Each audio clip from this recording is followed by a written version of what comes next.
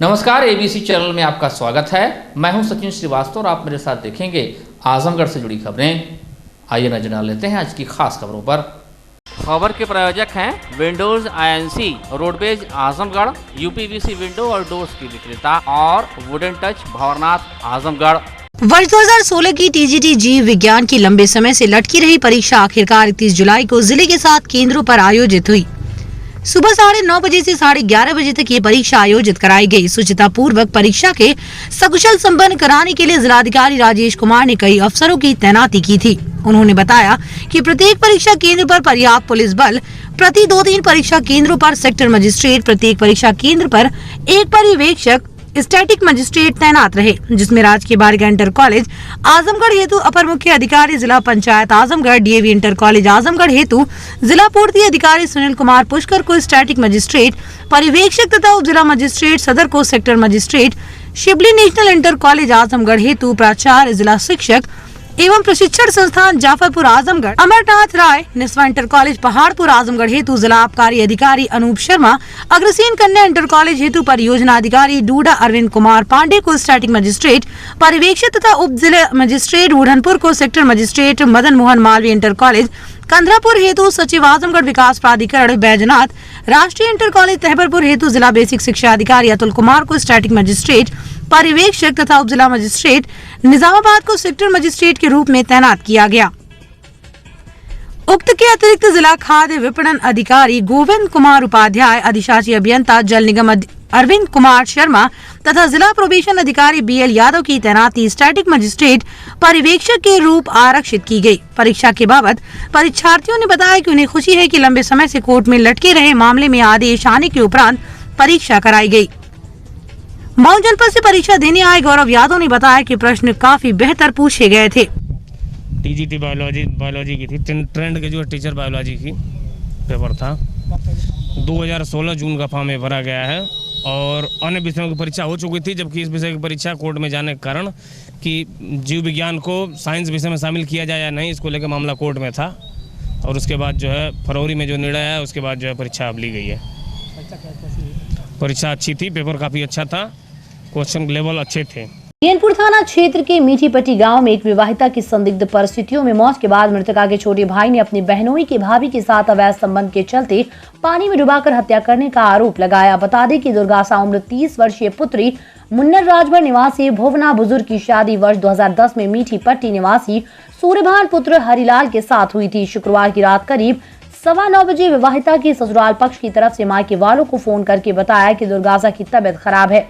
सूचना पर जब मायके वाले पहुंचे तो घर के सभी सदस्य मौके से फरार मिले और दुर्गासा मृत अवस्था में पड़ी मिली। मृतका के भाई राम विनय ने जैनपुर थाने में आरोप लगाते हुए तहरीर दी कि उसके बहनोई सूर्यभान और उसकी भाभी बिंदु पत्नी उदयभान से अवैध संबंध थे, जिसका विरोध उसकी बहन करती थी। उसी के चलते उसकी बहन को पति सूर्यभान, भाभी बिंदु और सास देवराजी पत्नी हरिलाल ने मारपीट कर पानी में डुबोकर उसकी हत्या कर दी। जैनपुर कोतवाल हिमेंद्र सिंह ने शव को कब्जे में लेकर पोस्टमार्टम के लिए भेज दिया है। मृतका के 3 पुत्र सूरज उम्र 7 वर्षीय, रोशनी उम्र 5 वर्षीय, सुजीत उम्र 2 वर्षीय हैं। इस मामले में पुलिस का कहना है कि पोस्टमार्टम कराया जा रहा है। पोस्टमार्टम रिपोर्ट के आधार पर आगे की कार्रवाई की जाएगी। उनका शादी हुआ था मीठीपट्टी ग्राम थाना जैनपुर। तो कुछ दिनों से विवाद चल रहा था, जिनकी भौजाई का मैटर था। तो मेरी बहन उस मैटर के बारे में जान गई, तो उनसे रोज कहा सुनी होने लगी और बाद में उन्होंने सुलहनामा किया। और कितनी तारीख को सुलहनामा हुआ था? सुलहनामा 19 तारीख को हुआ था। उसके बाद फिर क्या हुआ? उसके बाद बोले कि हम इसको लेकर जाएंगे, अब आज से कोई गलती नहीं करेंगे और सही सलामत अपने परिवार के साथ जीवन यापन करेंगे। लेकिन उसके बाद इन्होंने अपना माता और भौजाई के साथ प्लानिंग के साथ साजिश करके उन्होंने मेरी बहन का हत्या कर दिया और हमको सूचना दी कि पैसे लेकर आओ, दवा के लिए जाना है। कब ये घटना है? ये लगभग 8:30 बजे की है। मौके पे लोग गए तो कोई मामला मौके पे गए हम लोग, तो वहाँ पे कोई था नहीं, बस डेड बॉडी पड़ी थी और घर से सभी लोग फरार थे। आप लोग पुलिस को सूचना दिए है ना? जी, 112 को यही लोग सूचना दिए, वो लोग दिए भी सूचना दिए। पुलिस आई, मौके पे देखी, बाड़ी आ गई। जी। परिवार का कौन कौन है उस वक्त मारे होंगे उसमें? इसमें उसकी जेठान है जिसका नाम बिंदु राजभर है और उसकी सास देवराजी राजभर उसका पति सूर्यभान राजभर। ये तीनों लोग मिलकर काफी दिनों से सूर्यभान पिता का नाम क्या है? स्वर्गीय हरिलाल राजभर, गांव मेहदीपट्टी। कोरोना की दूसरी लहर के दौरान पूरे देश में ऑक्सीजन को लेकर हाहाकार मचा हुआ था। सरकार की मानो या न माने, लेकिन ये कहा जाता है कि दूसरी लहर के दौरान ऑक्सीजन के अभाव में बहुत से मरीजों ने जान गंवा दी। मई में कोरोना की दूसरी लहर जब पीक पर भी थी, उसी समय उत्तर प्रदेश सरकार ने प्रदेश के सभी जनपदों के बड़े सरकारी अस्पतालों में ऑक्सीजन प्लांट लगाने का निर्णय लिया था। इसके तहत आजमगढ़ में, अतरौलिया, लालगंज और तरवा के अस्पतालों में ऑक्सीजन प्लांट लगाया जा चुका है, लेकिन जिले के मंडलीय अस्पताल और जिला महिला अस्पताल में अभी तक ऑक्सीजन का प्लांट नहीं लग सका। जबकि 15 जून तक ऑक्सीजन प्लांट लगाने का लक्ष्य निर्धारित था, लेकिन बार-बार तारीख बढ़ती रही है।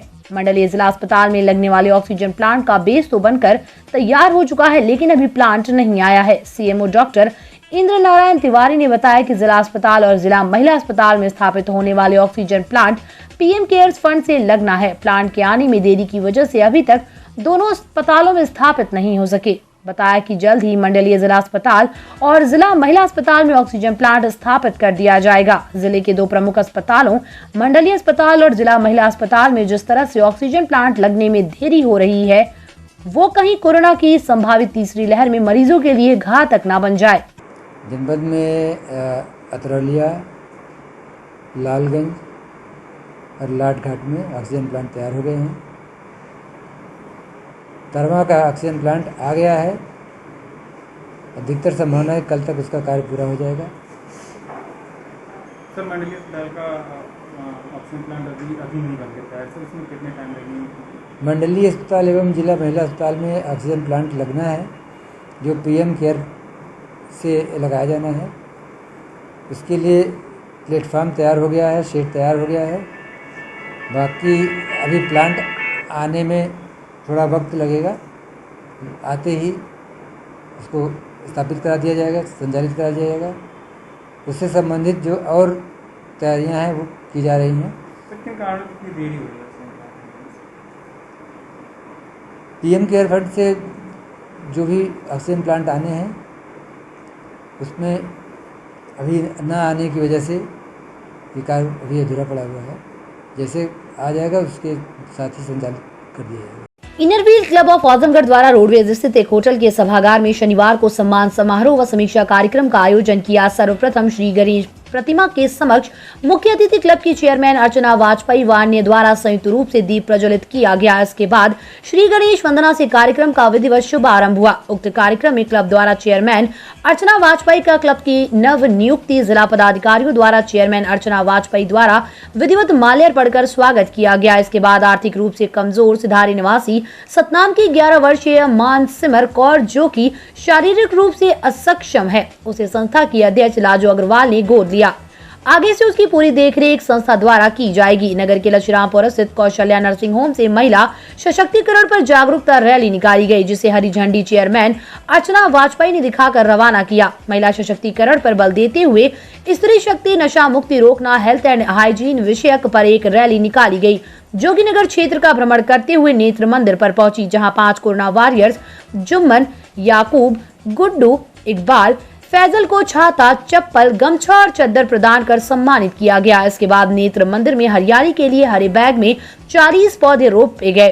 साथ ही पॉलीथीन के प्रयोग से बचने के लिए कागज के सैकड़ों थैले बांटकर लोगों को पर्यावरण के प्रति जागरूक किया।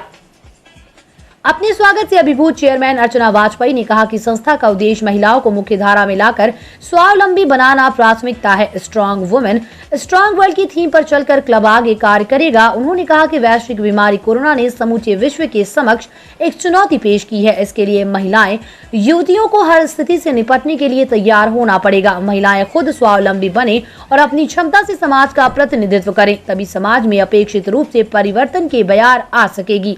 उन्होंने आगे महिला शक्ति, हेल्थ एंड हाइजीन, अनाथ बच्चों और वृद्धा कंप्यूटर ट्रेनिंग देने संबंधी कार्य योजनाओं पर बल दिया। इसके बाद चेयरमैन श्रीमती वाजपेयी द्वारा आजमगढ़ में हो रहे सामाजिक कार्यों की समीक्षा करते हुए आगामी कार्य योजनाओं का रूपरेखा के बाबत दिशा निर्देश दिए। अंत में आगंतुकों के प्रति आभार जताते हुए प्रेसिडेंट लाजो अग्रवाल ने कहा कि सामाजिक उत्थान इनरव्हील क्लब की प्राथमिकता है कि इसे आगे बढ़ाने के लिए पूरी ताकत के साथ क्लब की महिलाएं सहयोग दें ताकि समाज के शोषितों के हाथों को मजबूत किया जा सके। इस मौके पर वाइस प्रेसिडेंट रुचि अग्रवाल, सेक्रेटरी मंजू अग्रवाल, ट्रेजिडार वैजयंती साव, ISO प्रिया अग्रवाल, एडिटर अमित लता सिंह, सदस्य अमित अग्रवाल, वंदना सिंह, अलका सिंह, पुष्पलता श्रीवास्तव, गिरजा यादव, अनीता झाला, संतोष जालान, रीता अग्रवाल, वर्षा अग्रवाल, ऋचा अग्रवाल, रश्मि श्रीवास्तव, ऋतु अग्रवाल, गीता अग्रवाल, दीपशिखा अग्रवाल आदि मौजूद रहीं। यूपी बोर्ड 10वीं एवं 12वीं का रिजल्ट जारी हो गया है। रिजल्ट 31 जुलाई को दोपहर 3:30 बजे जारी कर दिया गया। यूपी बोर्ड कक्षा 12 का रिजल्ट 50:40:10 के फार्मूले पर तैयार किया गया। इसके अनुसार 50% अंक कक्षा 10 के होंगे। कक्षा 11 की वार्षिक परीक्षा या अर्धवार्षिक परीक्षा में 40% अंक होंगे। बाकी 10% अंक 12वीं की प्री बोर्ड परीक्षा से होंगे। पिछले साल यूपी बोर्ड ने 10वीं और 12वीं दोनों के नतीजे एक ही दिन घोषित किए थे। यूपी बोर्ड ने 10वीं और 12वीं के नतीजे इस साल भी एक साथ घोषित किए। बात जनपद के विद्यालयों की करें तो सर्वोदय पब्लिक स्कूल आजमगढ़ का परीक्षा परिणाम 100% रहा। विद्यालय में इंटरमीडिएट में 113 पंजीकृत छात्र छात्राओं में से सभी छात्र छात्राओं ने प्रथम श्रेणी में अंक प्राप्त किया है। हाई स्कूल में 83 पंजीकृत छात्र छात्राओं में से सभी छात्र छात्राओं ने प्रथम श्रेणी में अंक प्राप्त किया। इंटरमीडिएट में सचिन पटेल ने 85.8% अंक प्राप्त कर प्रथम स्थान, अर्पिता सिंह ने 84.8% अंक प्राप्त कर द्वितीय स्थान, कृष्णा गुप्ता ने 83.8% अंक प्राप्त कर तृतीय स्थान, द्वितीमा सरोज ने 83.4% अंक प्राप्त कर चतुर्थ स्थान और प्रवीण कुमार ने 83.2% अंक प्राप्त कर 5वां स्थान प्राप्त किया।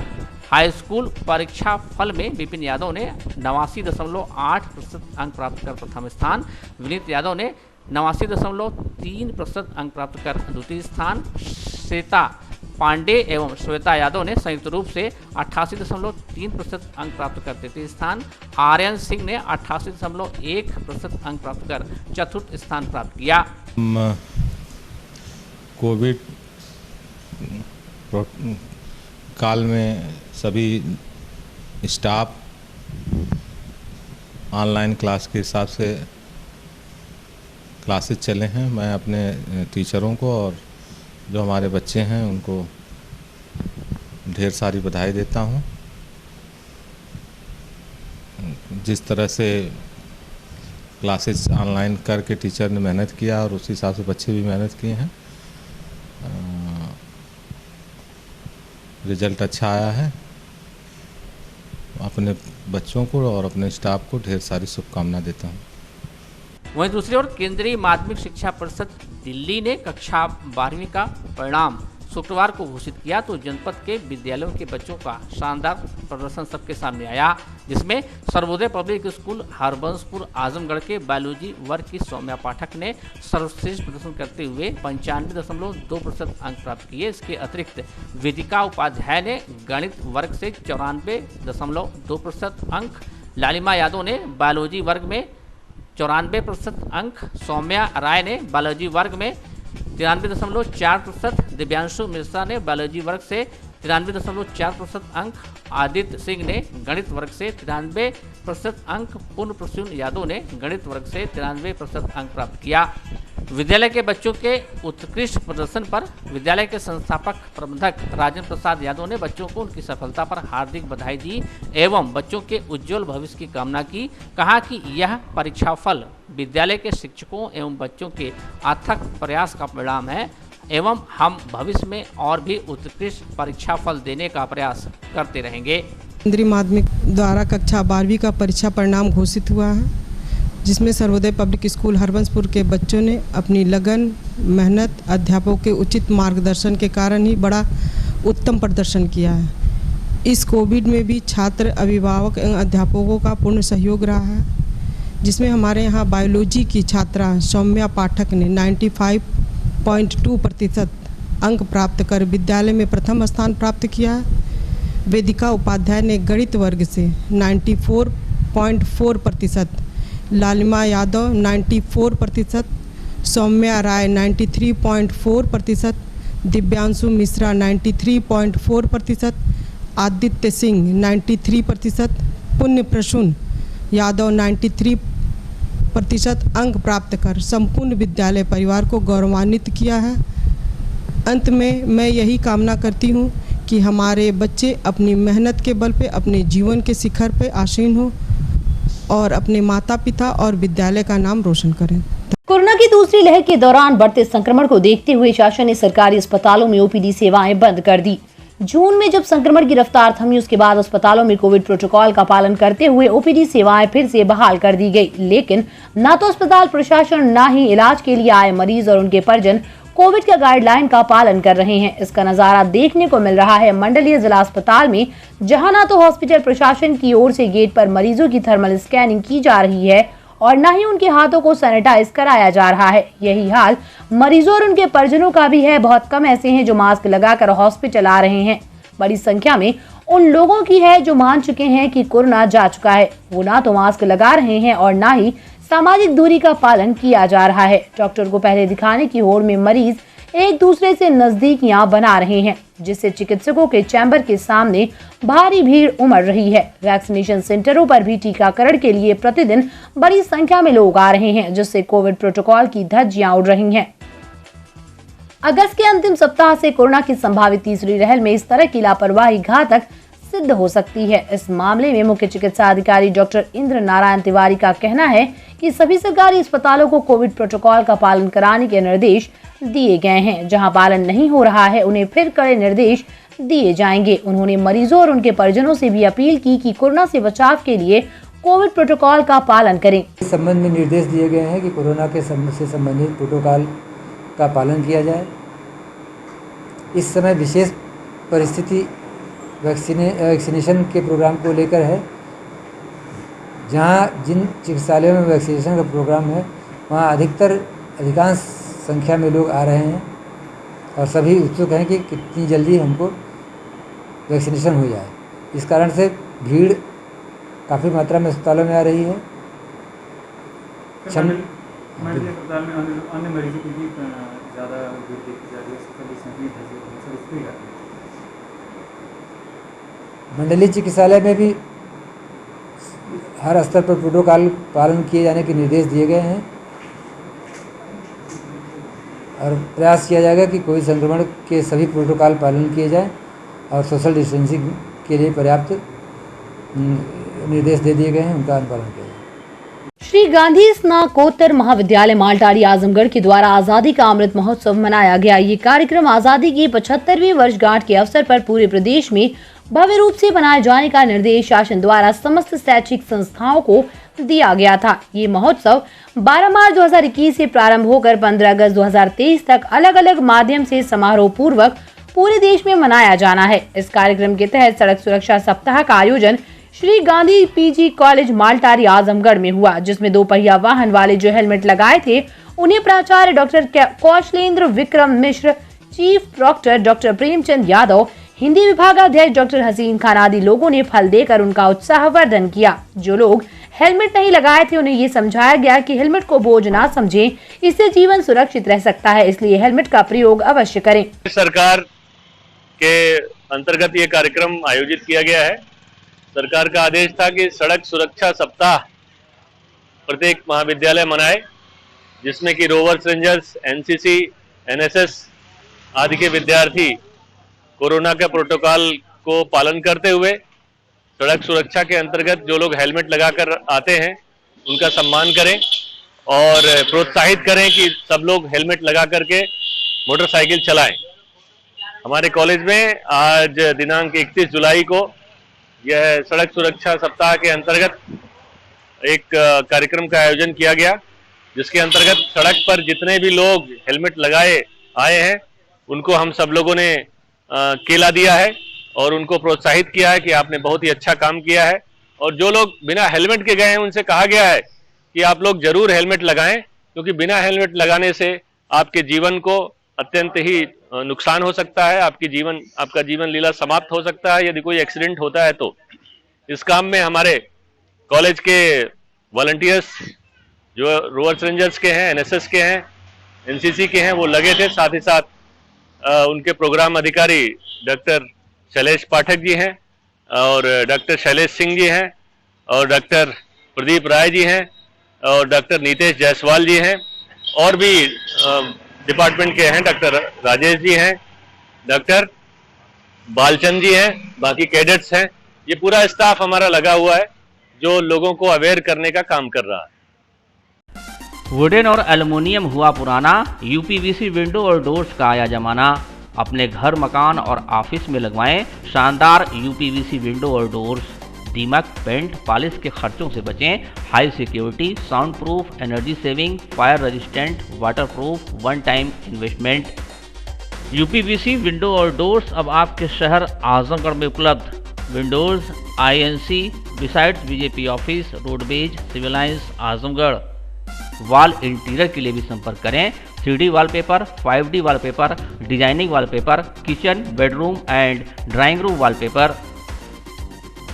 वुडन टच, भंवरनाथ, आजमगढ़, अ कंप्लीट हार्डवेयर स्टोर।